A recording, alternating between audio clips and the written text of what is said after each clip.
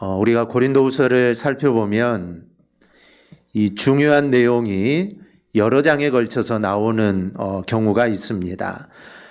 바로 바울 자신의 이 사도권에 대한 변증입니다. 1장에도 나오고 또 그 이후에도 나오고 이 계속해서 나오는 게 이 사도권에 대한 변증입니다. 이 고린도 교회에 몰래 들어왔던 이 거짓 교사들이 이 바울을 비난을 했고, 그리고 그것이 고린도 교회 성도들에게 영향을 미쳤던 것입니다. 영향을 미치지 않았으면 아무 문제가 되지 않는데, 이 거짓 교사들의 하는 말들을 듣고 이 고린도 교회 성도들이 이러냐 저러나 이럴까 저럴까 많은 의심들을 갖게 됩니다.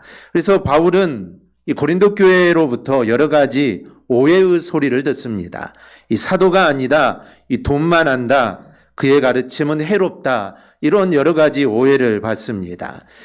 사도 바울은 최선을 다해서 고린도 교회 성도들을 돌봤지만 그에게 돌아오는 것은 이런 비난뿐이었습니다. 그것도 수긍할 수 없는 거짓된 오해로 인한 그런 비난이었습니다. 그러니 얼마나 억울하겠습니까? 이 답답하기도 하겠죠. 옆에 있으면 아니다라고 말을 할 건데 지금 뭐 갈 수도 없는 상황이고, 그래서 답답하기도 하고 아마 속에서 열이 나고 막 가슴이 떨리는 일이었을 겁니다. 그런데 이런 배신감마저 들게 한 고린도 교인들을 향한 바울의 태도는 우리의 일반적인 기대하고는 사뭇 다릅니다. 바울은 감정적인 반응을 보이지 않았다는 것이죠.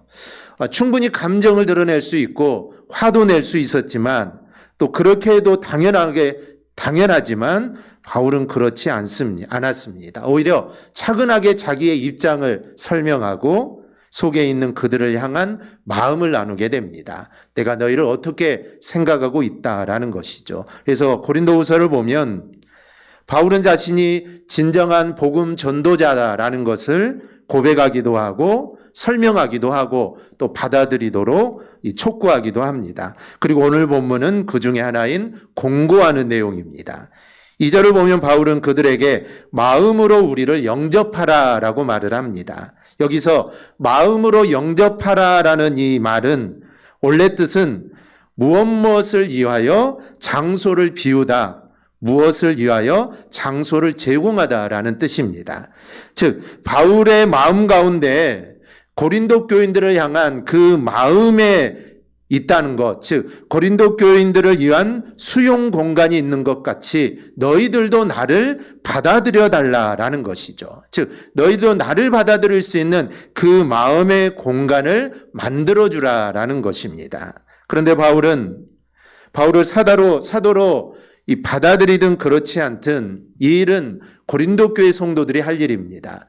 바울이 아무리 말을 해도 듣는 고린도 교인들이 아니면 아니죠. 그래서 사도 바울은 말을 하고 있지만 결정을 내리는 것은 고린도 교회 성도들입니다. 그래서 마음을 열어달라고 권면하고 있는 것이죠. 그런데 바울은 그냥 마음을 열어달라고 권면하는 게 아닙니다. 그들이 마음을 열어야 할 이유를 분명하게 이야기합니다. 바로 이 부분이 바울 자신의 사도성을 어필하는 부분입니다. 즉 쉽게 말해서 나는 사도이니, 즉 지금 고린도 교회에 들어와 있는 거짓 그런 사도들이 아니라 나는 진짜 사도니까 너희가 마음을 열어서 나를 받아들여도 된다라는 것입니다. 그래서 이것은 자신의 사도성을 어필하는 것입니다. 따라서 우리는 이 바울이 고린도 교인들에게 마음을 열어달라고 하는 것을 보면서 우리가 복음 전도자의 면모가 무언가를 우리는 알 수가 있습니다.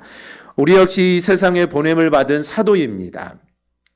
예수님의 제자만, 바울만 사도가 아니라 우리 모두는 주님의 일을 위해 부름을 받았기 때문에 우리는 사도입니다. 그리고 사도로 부름을 받은 목적을 로마서 1장 1절에서 이렇게 말합니다. 하나님의 복음을 위하여 택정함을 받은 자, 즉 복음을 전하는 자가 사도입니다.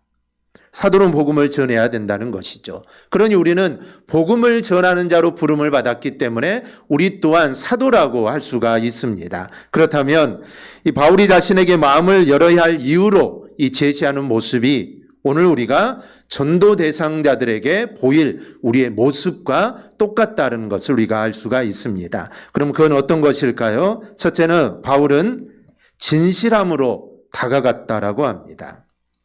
마음을 열어달라라고 한 후에 곧바로 바울은 2절에서 이렇게 말을 합니다. 우리는 아무에게도 불의를 행하지 않고 아무에게도 해롭게 하지 않고 아무에게도 속여 빼앗은 일이 없노라. 바울은 세 가지를 내가 하지 않았다고 합니다. 아무에게도 나는 불의를 행하지 않았다. 아무에게도 해롭게 하지 않았다. 아무에게도 속여 빼앗은 일이 없다라는 것입니다. 바울은 복음을 전함으로써 그들에게서 무언가를 얻어내려고 한 것이 아닙니다. 바울이 복음을 전한 이유는 단 하나죠. 그들이 예수를 믿고 구원받는 것. 이게 사도 바울이 복음을 전한 이유는 그거 하나밖에 없습니다. 그래서 바울은 그들에게 나갈 때 이것 외에 어떤 것도 요구하지 않았습니다. 반면에 거짓 선자들은 왜 그들에게 갔을까요? 아마 그들은 그들로부터 뭔가를 얻어내려고 갔을 겁니다. 뭐 명예이든지 물질이든지 어쨌든 뭐 얻을 것이 있어서 갔겠죠. 그러면 무언가를 얻기 위해서 어떻게 했을까요? 저들은 물불을 가르지 않았을 것입니다. 그래서 목적을 달성하기 위해서 그들은 아무런 상관없는 이야기들을 했을 겁니다. 그러니 저들은 불의를 행할 수밖에 없죠. 사도 바울은 불의를 행하지 않았다고 하는데 거짓 교사들은 불의를 행했을 겁니다. 필요하다면 공갈 협박을 가했겠죠. 사람들에게 가장 먹혀 들어가는 것이 이 불안 심리입니다. 이를 적절하게 사용하여 고린도 성도들을 불안하게 만들죠. 너에게 복음을 전하니 바울은 사도도 아니다. 거짓말장이다. 그래서 고린도 교회 성도들의 마음을 불안하게 합니다. 그래서 자신들이 얻고자 하는 것을 아마 얻어냈을 겁니다. 그래서 저들은 해롭게 하는 일들을 서슴지 않았습니다. 사도 바울은 해롭게 하는 일을 하지 않았습니다. 저들은 그것이 물질이든 명예이든 만약 그것을 얻기 위해서 거짓도 사용했을 겁니다. 근데 사도 바울은 거짓을 행하지 않았다라는 것이죠. 그래서 이 거짓 선자들은 태생 자체가 사기꾼입니다. 그러니 저들은 본능적으로 속이려고 했을 겁니다. 그렇다면 우리가 곰곰이 생각해 보면 고린도 교회들은 성도들은 누가 진짜 선지자고 누가 거짓 선지자인지 충분히 구별할 수 있다라는 것이죠. 바울과 달리 저들은 시작 자체가 거짓이었고 목적 자체가 자신들의 이익입니다. 고린도 교회 성도들에게 얻는 것 하나 없이 아마 그들은 손해만 남겼을 것이죠. 하지만 바울은 불의를 행한 적이 없고 해롭게 하거나 속여 뺏은 것이 없습니다. 오직 그들에게 유익만 남겨주었죠. 그러면 누가 진짜 선지자인지 가짜 선지자인지 쉽게 알 수 있다라는 것입니다. 이 바울은 저들에게 복음을 전함으로 그들이 구원받기를 바랄 뿐입니다. 그러니 이것 하나만 보더라도 쉽게 구원할 수가 있다라는 것이죠. 그런데 문제는 속아 넘어갈 때를 보면 이 간단한 게 보이지 않는다는 것입니다. 이 속을 때는 엉성한 이야기도 그냥 속아 넘어갑니다. 내가 속은 것을 사람들에게 이야기하면 야 너는 뭐 그런 것에 속았냐 어떻게 속을 수 있냐라고 이야기한다라는 것이죠. 그래서 사람들은 속은 후에 하는 말이 야 내가 귀신에 쓰였나 보다 이런 이야기들을 합니다. 속을 수 없는 일인데 즉 뻔한 일인데 자신도 모르게 속기 때문에 나온 말입니다. 이 사이비 종교가 이단들이 판을 치는 이유도 동일합니다. 상식적으로 생각한다면 이단을 따를 수가 없습니다. 이 사이비 종교를 따를 수가 없죠. 지난번 JMS 사건을 통해 사람들이 하는 말이 있습니다. 어떻게 속아 넘어갈 수가 있느냐?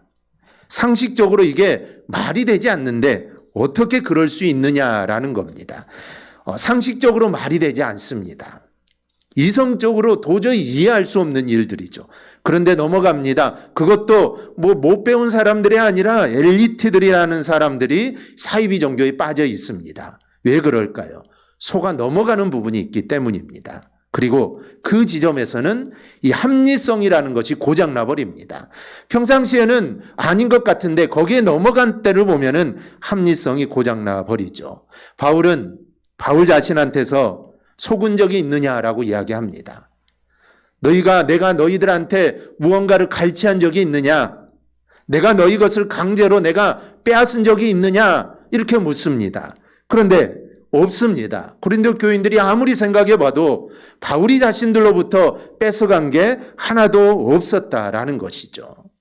그래서 바울은 복음만 전하는 이 참 사도였기 때문에 그들로부터 뺏은 것이 하나도 없습니다. 그들로부터 뭔가를 얻고자 한 것이 없었다라는 것이죠. 그래서 그들을 속일 필요도 없고 그들에게 불안 심리를 만들어낼 필요도, 그들에게 거짓을 말할 필요도 없는 겁니다. 오직 복음만 전하고 성령께서 역사하셔서 그 복음을 열매 맺게 했던 것입니다. 그로 인하 고린도 교회 사람들은 무언가를 빼앗긴 게 아니라 사도 바울로부터 무언가를 얻은 게 정말 많습니다. 바울은 진심으로 복음을 전했던 것이죠. 그래서 자신의 사도성에 대해서 마음을 열어달라 하는 것입니다. 내가 너희에게 손해를 끼친 것이 하나도 없는데 왜 너희가 마음을 열지 않느냐라는 것입니다. 그래서 마음을 열어달라는 것이죠. 그리고 열어도 된다는 것입니다. 내가 너희를 속인 적이 없으니까 마음을 열어도 된다라는 것이죠. 우리는 이 세상으로 나갈 때 사도입니다. 왜 그러냐면 우리는 그리스도를 대신해서 보냄을 받았기 때문에 우리 모두는 다 이 사도인 것입니다. 그렇다면 우리도 세상 사람들에게 그리고 전도 대상자들에게 진심으로 복음만 들고 나가면 됩니다. 즉 복음만 전하면 된다는 것이죠. 우리가 인위적으로 무언가를 만들어낼 필요도 없습니다. 우리가 진실한 마음으로 복음만 전하면 되죠. 그러면 역사는 하나님이 하시는 겁니다. 왜냐하면 그렇게 하는 게 우리 하나님이 기뻐하시는 것이기 때문입니다.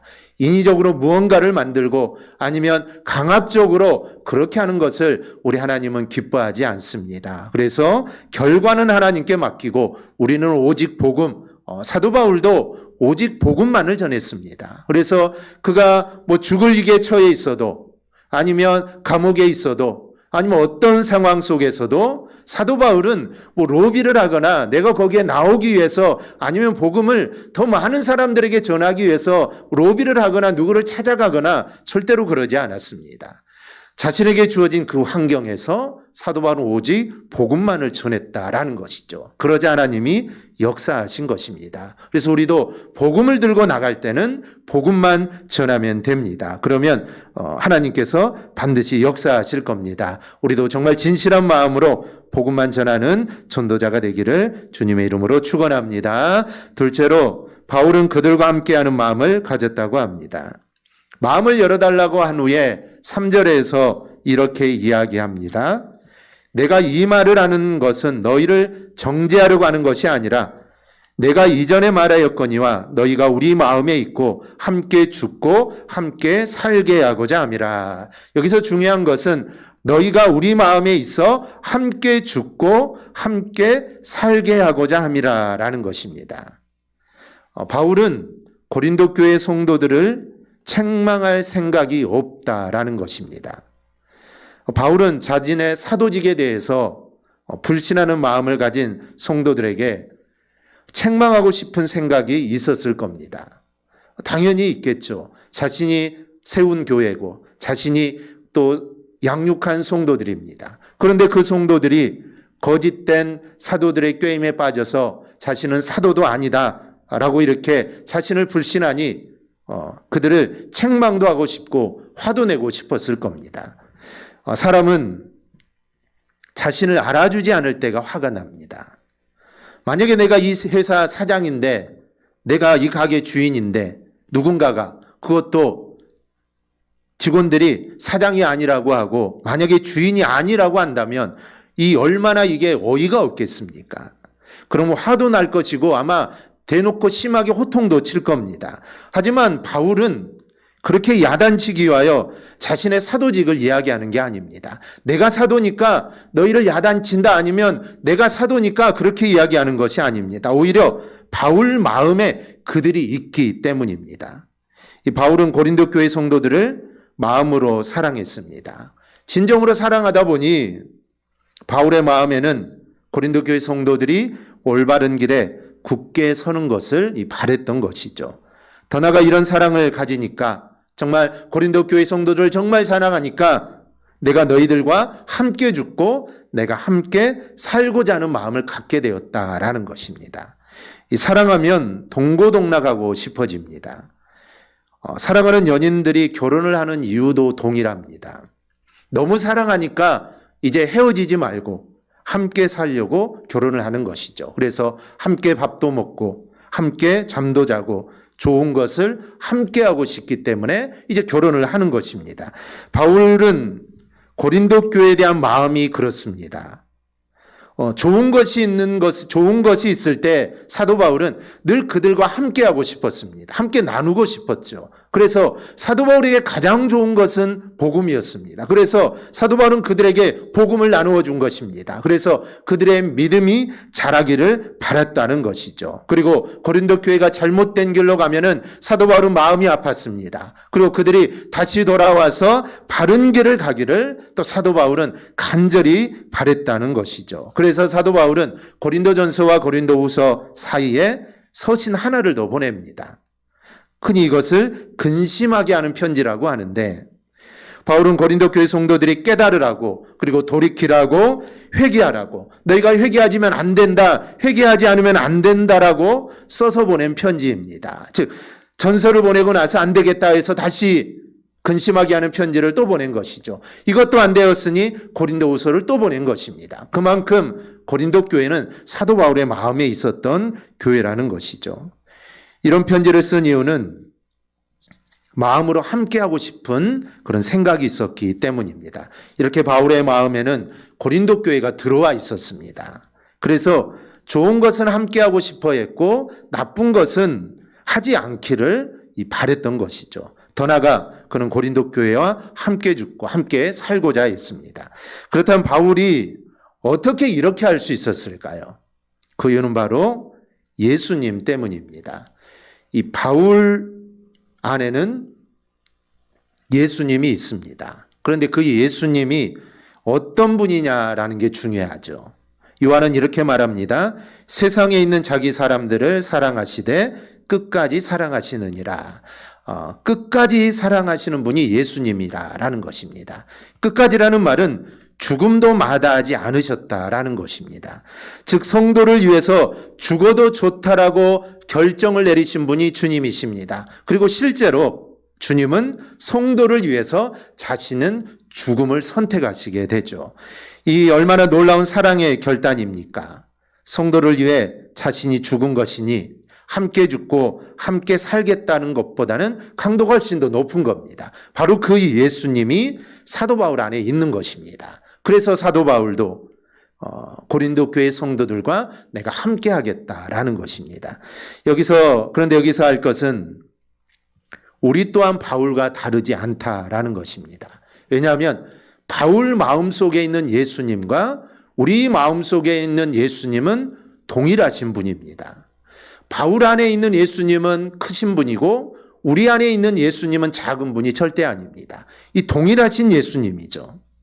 또 바울에게 임한 주의 사랑과 우리 안에 임한 주의 사랑 또한 동일하다는 겁니다. 그러므로 우리도 사도 바울처럼 정말 우리 사랑하는 지체들과 함께 내가 함께 죽고 내가 함께 살겠다라는 그런 마음가짐을 우리는 가져야 합니다. 반면에 거짓 선지자들은 어떨까요? 그들은 좋은 일이 있으면 함께 합니다. 하지만 나쁜 일이 있으면 어떨까요? 함께 하지 않겠죠. 왜냐하면 자신에게 이익이 되지 않기 때문입니다. 좋은 자리는 얼굴을 드러내지만 슬프고 나쁜 자리는 손해가 되니 어찌해서든지 가지 않을 핑계를 댈 것입니다. 고린도 교회 성도들이 이것만 보더라도 누가 가짜고 누가 진짜인지 알 수 있다라는 것입니다. 반대로 바울을 모함하는 자들이 거짓 사도라는 것 단번에 알 수 있다라는 것입니다. 마음으로 함께하는 자가 누구였는지는 마음이 알 수 있기 때문입니다. 우리가 사도로 이 세상에 나갈 때 우리는 다른 무엇보다도 마음으로 나가야 합니다. 우리의 마음이 형제자매를 진정으로 사랑하지 않고서는 우리는 일꾼이 될 수가 없습니다. 우리 교회가 더욱 활기차고 능력이 넘치는 교회가 되기 위해서는 우리 모두가 사도가 되어서 서로 사랑하는 마음을 가질 때입니다. 그래서 기쁜 일이 있을 때는 내일처럼 함께 또 기뻐해 주고, 슬픈 일이 있을 때 또 기도해야 될 일이 있을 때는 마치 그 일이 내일인 양 정말 진정으로 진심을 다해 기도해 줄 때, 그럴 때 교회는 능력이 넘치는 교회가 되는 것입니다. 이 전도 대상자를 대할 때도 마찬가지입니다. 우리의 화술로 전도가 되는 게 아닙니다. 합리적으로 이야기한다고 해서 저들의 마음이 변화되는 게 아니죠. 때로 말이 투박할 수도 있습니다. 논리적이지 않을 수도 있습니다. 그런데 중요한 것은 정말 그 영혼을 사랑하는 마음으로 복음을 전한다면 저들의 마음이 열립니다. 왜냐하면 말을 듣는 사람은 알기 때문입니다. 이 사람이 진짜 나를 위해서 복음을 전하는지 아니면 그냥 지나가는 말로 나에게 하는지 말을 듣는 사람은 다 알 수가 있습니다. 그래서 그 영혼을 진짜 사랑하는 마음으로 복음을 전한다면 그 영혼의 마음이 언젠가는 열리게 된다라는 것이죠. 이 복음이 역사하는 것입니다. 따라서 우리는 사도로서 세상을 사랑하는 마음으로 나가야 합니다. 그래야 복음이 전해지고 이 복음의 역사가 일어난다는 사실을 우리가 기억하기를 바랍니다. 셋째로 바울은 고린도 교회 성도들을 있는 그대로 받아들인다고 합니다. 우리 주변을 보면 이 삐뚤어진 아이들을 보게 됩니다. 그런데 이 삐뚤어진 아이들이 원래부터 그런 게 아닙니다. 대부분은 부모의 기대치가 너무 클 때 이 삐뚤어진 경우가 참 많습니다. 그렇지 않아도 학교에서 이 경쟁 시스템이 있어서 아이들이 학교에서 얼마나 스트레스를 받습니까? 그런데 부모조차도 아이를 경쟁으로 밀어붙이고 때론 성과가 나타나지 않는다고 다그칩니다. 그러니 그 여린 그릇들이 이리저리 뒤틀린다는 것이죠. 그래서 삐뚤어진 아이에 대한 책임을 추궁한다면 99.9%는 이 부모에게 찾을 수 있다라고 합니다. 결국 그 아이의 책임이 아니라는 것이죠. 신앙의 성장도 마찬가지입니다. 신앙도 자신의 기대치에 못 미친다고 생각하면 회의가 들기 마련입니다. 내가 금식기도 하고 철야기도 하면서 하나님께 기도하는데 응답이 없으면 어떻겠습니까? 아마 왜 그럴까라는 생각도 들 거고 좌절감도 들 겁니다. 이 바울이 세워놓은 목표치가 너무 높아서 고린도 교회 성도들이 아무리 애를 쓴다고 해도 거기에 도달하지 않으면 바울의 마음에 차지하면 어떻게 될까요? 아마 바울은 더를 요구할 것입니다. 그래서는 안 된다. 더 성장해야 된다. 더 믿음 위에 굳게 서야 된다. 아마 계속해서 요구할 겁니다. 그런 추궁을 받다 보면 처음에는 도전이 될 수 있습니다. 하지만 도저히 바울의 기대치에 도달할 수 없다라는 생각이 들 때 그들은 삐뚤어지게 될 것입니다. 그래서 사도 바울을 우리는 할 수 없어. 우리는 할 수도 없는데 왜 사도 바울은 왜 계속해서 우리에게 이런 걸 요구하지라고 삐뚤어진 마음으로 사도 바울을 바라보게 될 겁니다. 물론 바울은 고린도 교회 성도들이 믿음이 성장하고 발전하기를 소망합니다. 이 모든 목회자들의 바람이죠. 10년, 20년, 아니 1년, 2년 성장 횟수가 지나가면서 성도들의 믿음이 더 자라고 성장하기를 다 바라는 것입니다. 바울도 바라고 모든 목회자들은 그렇게 바라고 있습니다. 그리고 우리가 이 땅에서 성숙하는 것, 성장해 나가는 것은 끝이 없습니다. 즉 하나님이 나를 부르시는 그날이 돼야 끝이 되는 것입니다. 그래서 나는 됐어, 내 믿음은 여기까지면 됐어, 이런 것은 절대로 없습니다. 죽는 그 순간까지, 주님이 부르시는 그 순간까지 우리 믿음의 경주를 계속해야 하는 것이죠. 따라서 바울은 고린도 교회 성도들이 성장했다면 거기에 더 성장하기를 바랬을 겁니다. 하지만 바울은 고린도 교회 성도들의 현재 모습을 그대로 인정하고 받아들였습니다. 4절을 보면 우리가 그것을 알 수 있습니다. 나는 너희를 향하여 담대한 것도 많고 너를 위하여 자랑할 것도 많으니 내가 우리의 모든 환난 가운데서도 위로가 가득하고 기쁨이 넘치는도다. 지금 고린도 교회 성도들이 사도 바울을 의심하고 사도도 아니다, 이렇게 계속 이런 말을 하는데 바울은 저들에 대해서 담대하다고 합니다. 그들을 자랑하기도 한다고 합니다. 자랑할 것이 없을 것 같은데 자랑한다고 하죠. 그리고 그들을 인하여 바울 자신에게도 기쁨이 넘친다고 합니다. 지금 기쁨이 넘치는 게 아니죠. 이 고민거리도 많고 어떻게 해야 될까 근심이 많지만 그래도 기쁨이 넘친다라는 것입니다. 이런 바울이 이런 모습을 가질 수 있었던 이유는 고린도 교회 성도들의 현재의 모습에 대해서 인정하는 자세가 있었기 때문입니다. 뛰어난 사도였고 그리고 고린도 교회 성도들이 완전했기 때문에 이런 마음을 가진 게 아닙니다. 완전할 정도로 성숙했기 때문에 고린도 교회를 기뻐한 것이 절대로 아닙니다. 비록 부족한 모습이 있더라도 현재 거기에 이른 것을 귀하게 본 것입니다. 즉 지금은 의심하지만 그래도 교회가 설립되고 초신자, 이제 믿음을 가진 성도들이 그만큼 성장했다는 것 그 자체에 사도 바울은 기쁘고 감사했던 것입니다. 더 발전해 나갈 것을 보고 있기 때문에 바울은 그들을 자랑할 수 있었고 그들을 담대하게 대할 수 있었고 기뻐할 수 있었던 것입니다. 이 반면 거짓 선지자들은 어떻습니까? 저들은 고린도 교회 성도들의 변화에는 관심이 없습니다. 그들이 성장하든 아니면 그들의 믿음이 떨어지든 여기에는 별로 관심이 없습니다. 그래서 성장하는 것 그렇게 기뻐하지 않습니다. 그러니 고린도 교회의 성도들은 바울이 자신들을 자랑하고 자신들을 기뻐하고 담대하게 여기는 것만 보더라도 사도 바울이 참 사도라는 것을 알 수가 있습니다. 우리가 사도로 이 세상을 살아갈 때 전도 대상자들을 있는 그대로 이해할 줄 알아야 합니다. 나의 욕심으로 대해서는 곤란합니다. 나의 관점이 아니라 그의 관점을 가져야 합니다. 교회 안 나오던 사람이 교회 나오는 걸 보면 교회 나오는 것을 먼저 인정해 주어야 합니다. 왜 이제 나왔느냐가 아니라 그래도 교회 나온 것을 인정해 주어야 된다는 것이죠. 기도 못하는 사람이 기도하면 우선 그걸 인정해 주어야 합니다. 통성기도 못한다고 조급해할 게 아닙니다. 변해져 나가는 과정이라면 성장하고 있는 것입니다. 따라서 먼저 인정하고 이해해 주는 것이 있어야 합니다. 그러면 얼마든지 그를 자랑할 수 있게 되는 것이죠. 기도는 못하지만 통성기도는 못하지만 조금씩 변해가는 그 모습을 통해 감사하게 되고 기뻐하게 되고 인정하게 된다라는 것이죠. 우리가 전도자로 나갈 때 이런 자세를 우리는 가져야 합니다. 여러분 바울이 고린도 교회 성도들에게 마음을 열어달라고 합니다. 그러면서 그는 그럴 만한 이유로 자신의 진실함을 이야기하죠. 마음으로부터 내가 너희를 사랑하고 있다. 그리고 있는 그대로 그들을 인정하는 모습을 이야기합니다. 우리도 이런 모습이 있기를 바랍니다. 우리도 교회 안에서 성도를 마음으로 사랑해 주어야 하고 또 있는 모습 그대로 인정해 주어야 합니다. 그러면 사랑받고 인정받는 성도는 믿음이 자라게 되어 있습니다. 복음을 전할 때도 사랑하는 마음으로 전해야 합니다. 이 사랑이 없으면 울리는 꽹과리에 불과하기 때문입니다. 사랑이 없이 전하는 것은 이거는 시끄럽기만 합니다.